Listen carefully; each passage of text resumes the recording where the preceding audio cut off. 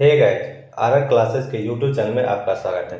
आज मैं आप लोगों के बीच साइंस न्यूमेरिकल के कुछ क्वेश्चन लेकर आया हूँ जो ग्रुप डी एग्जाम के लिए बहुत ही महत्वपूर्ण क्वेश्चन है। तो इस वीडियो को पूरा ध्यान से देखें और कमेंट बॉक्स में बताएं कि आपको यह वीडियो कैसा लगा। और जो लोग चैनल पर नए हैं चैनल को सब्सक्राइब कर लें और बेल आइकन को प्रेस जरूर करें और अपने दोस्तों में ज़्यादा से ज़्यादा शेयर जरूर करें और लाइक तो ज़रूर ही करना है और सब्सक्राइब भी जरूर करना है। तो चलिए आज के हम वीडियो को शुरू करते हैं। आज का पहला क्वेश्चन है, क्वेश्चन दिया हुआ है आज का पहला क्वेश्चन, सार्वत्रिक गुरुत्वाकर्षण नियतांक जी की खोज डैश ने की थी। सार्वत्रिक गुरुत्वाकर्षण नियतांक जी की खोज किसने की थी? ऑप्शन दिया हुआ है Antonio Lavoisier, Isaac Newton, Henry Cavendish, John Dalton. तो इस क्वेश्चन का राइट आंसर हो जाएगा ऑप्शन नंबर, इस क्वेश्चन का राइट आंसर हो जाएगा हमारा option number C. Option number C, Henry Cavendish. क्या हो जाएगा? Henry Cavendish. Next question, question number second कर रहा है 70 kg का एक आदमी 50 न्यूटन के बल से एक 50 kg के आदमी को धक्का देता है। 50 kg वाले आदमी ने दूसरे व्यक्ति को कितने बल से धकेला है? इसको आंसर कमेंट करके जरूर बताएं कि आंसर क्या होगा। ऑप्शन दिया हुआ है 50 Newton, 30 Newton, 100 Newton, 60 Newton.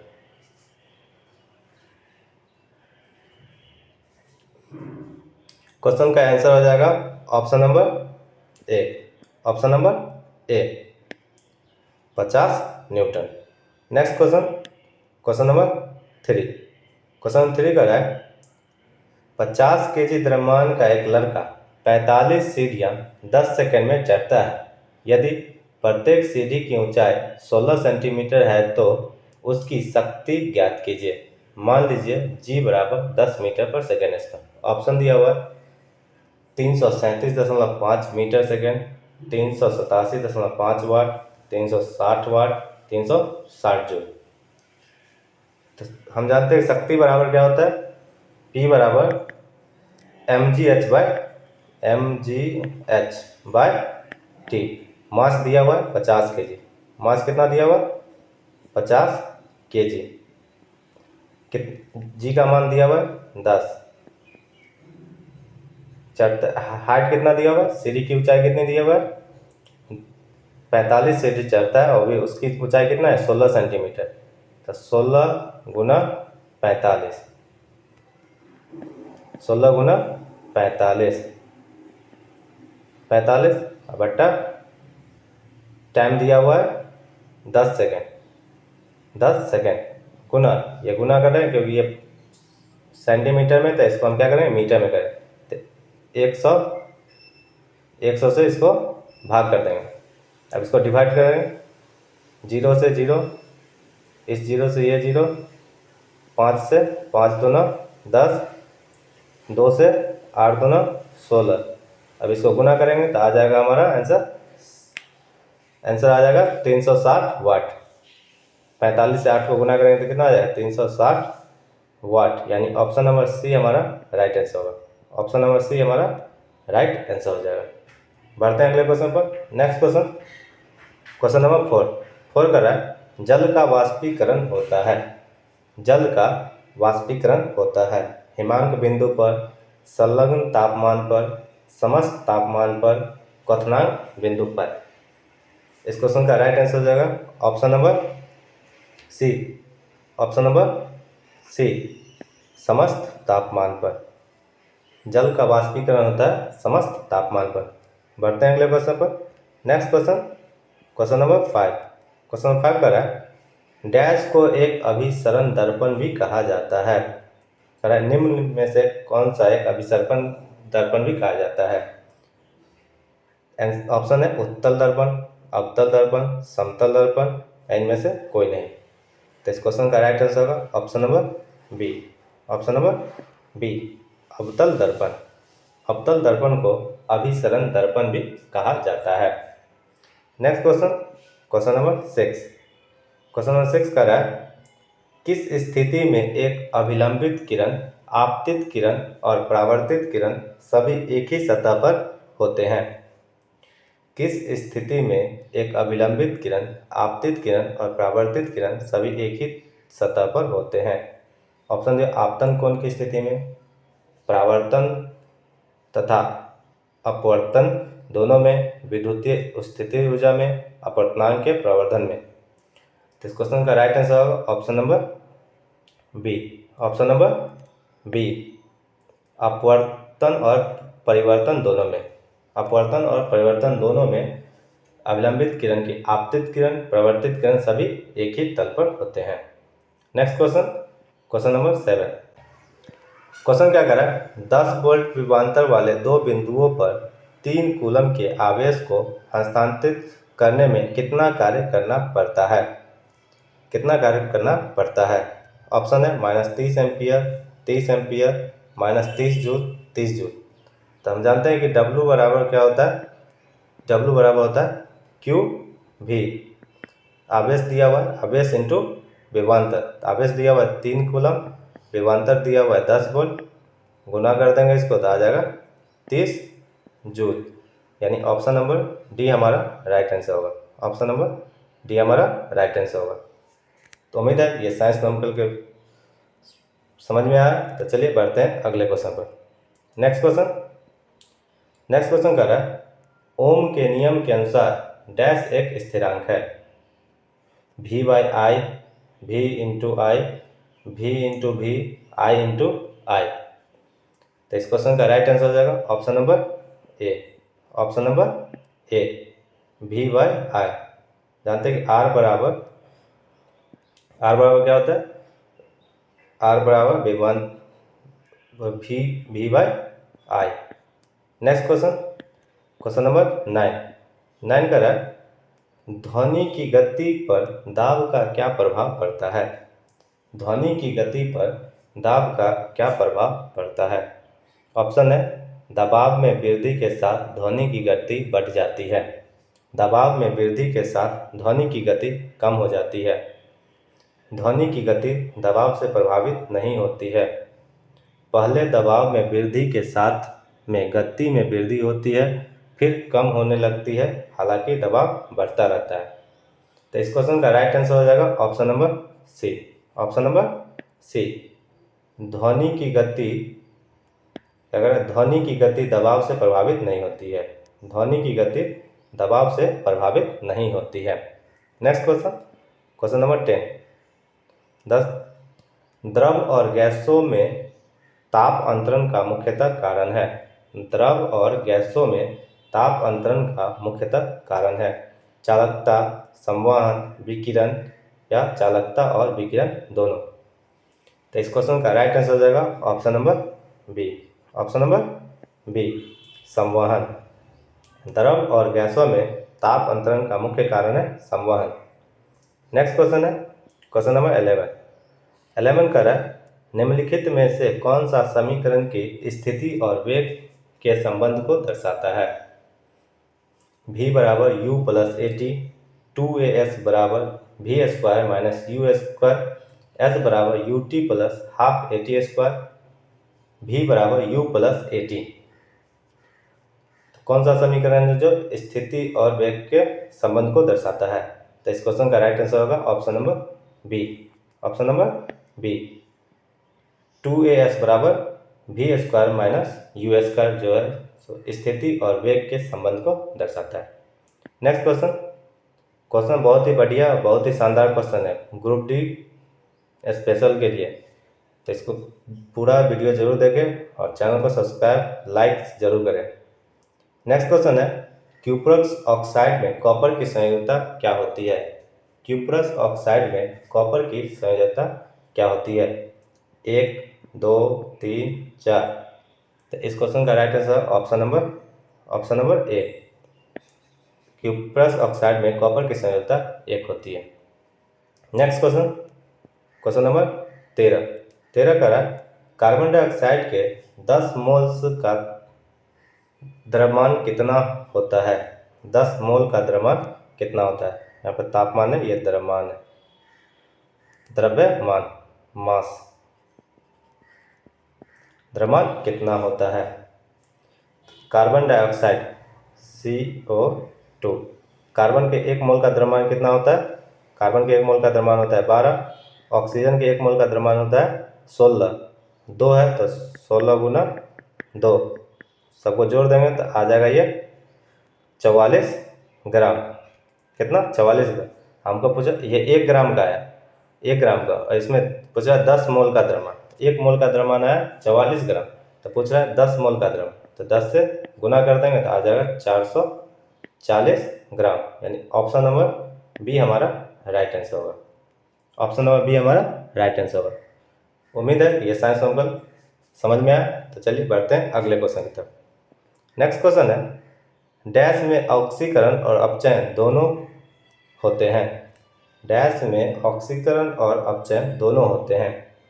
Option दिया हुआ है प्रतिस्थापन अभिक्रिया में, विस्थापन अभिक्रिया में, रेडॉक्स अभिक्रिया में, संयोजन अभिक्रिया में। तो इस क्वेश्चन का राइट आंसर हो जाएगा option number C. Option number C, redox अभिक्रिया में अपचयन और उपचयन दोनों होते हैं। बढ़ते हैं अगले क्वेश्चन पर। नेक्स्ट क्वेश्चन, क्वेश्चन नंबर 15 का रहा इनमें से कौन सा पदार्थ गैस्ट्रिक अम्ल के एक संघटक के रूप में पेट में स्रावित नहीं होता है? इनमें से कौन सा पदार्थ गैस्ट्रिक अम्ल के एक संघटक के रूप में पेट में स्रावित नहीं होता है? ऑप्शन दिया हुआ है पोटेशियम क्लोराइड, सल्फ्यूरिक अम्ल, हाइड्रोक्लोरिक अम्ल, सोडियम क्लोराइड। तो इस क्वेश्चन का right answer option number B. Option number B, sulphuric अम्ल, सल्फ्यूरिक अम्ल। नेक्स्ट क्वेश्चन, क्वेश्चन नंबर 16 का है निम्नलिखित में से कौन सा कथन सही या गलत है? कथन दिया हुआ है एक H2SO4 का प्रयोग पेट्रोलियम के परिष्करण में सल्फर और अन्य यौगिकों को हटाने के लिए किया जाता है। सेकंड कथन क्या कह रहा है? सोडियम हाइड्रोक्साइड के मूल प्रकृति हाइड्रोजन के आयनों की उपस्थिति का कारण है। आंसर दिया हुआ कथन, दोनों कथन गलत है, केवल एक कथन सही है, केवल कथन 2 सही है, दोनों कथन सही है। तो इस क्वेश्चन का right answer option number B. Option number B, केवल एक कथन सही है। H2SO4 का प्रयोग पेट्रोल के परिष्करण में सल्फर और अन्य यौगिकों को हटाने के लिए किया जाता है, और दूसरा जो स्टेटमेंट दिया हुआ है वो हमारा क्या है? गलत है। नेक्स्ट क्वेश्चन, क्वेश्चन नंबर 17 का है आवर्त सारणी के बाएं और दाएं स्थित एकमात्र गैर धातु कौन सी है? क्वेश्चन क्या कर रहा है? आधुनिक आवर्त सारणी के बाएं और स्थित एकमात्र गैर धातु कौन सी है? कौन सी है? ऑप्शन दिया हुआ है हीलियम, हाइड्रोजन, कार्बन, नियॉन। तो इस क्वेश्चन का राइट आंसर हो जाएगा option number B. Option number B, hydrogen, hydrogen.